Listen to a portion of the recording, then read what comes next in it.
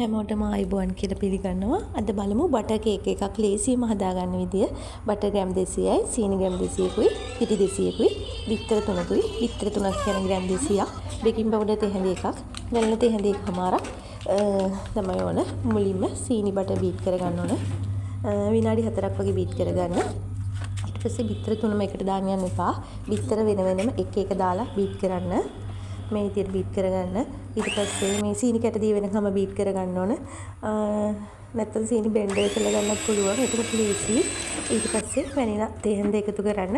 ඊට පස්සේ ආයි තප්පර 3ක් බීට් කරන්න. මේ විදිහට බීට් කරගන්න ඕන. ඊට පස්සේ පිටි හලා ගන්න ඕන. බේකින් පවුඩර් තෙහෙන්ද එකක් ගත්තා. ඒක පිටි වලට දාලා හලා ගන්න ඕන. නැත්නම් කැටි ගහනවා. ඒක නිසා මේ හලාගත්ත පිටි ටික එකතු කරන්න ඕනේ. ඊට පස්සේ බීටරේ මික්ස් කරන්නේ නැහැ. මික්ස් එකෙන් එක මතකට විනාඩි 2-3ක් වගේ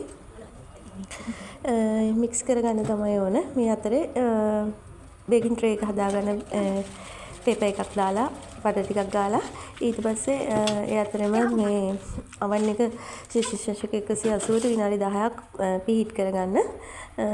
ඒ අතරේ කේක් මිශ්‍රණය හරි මේ විදිහට දාලා වායු අයින් කළා oven එකට දාන්න.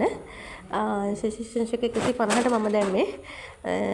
එක oven එක විදියයි විනාඩි 40ක් බේක් කරගන්න.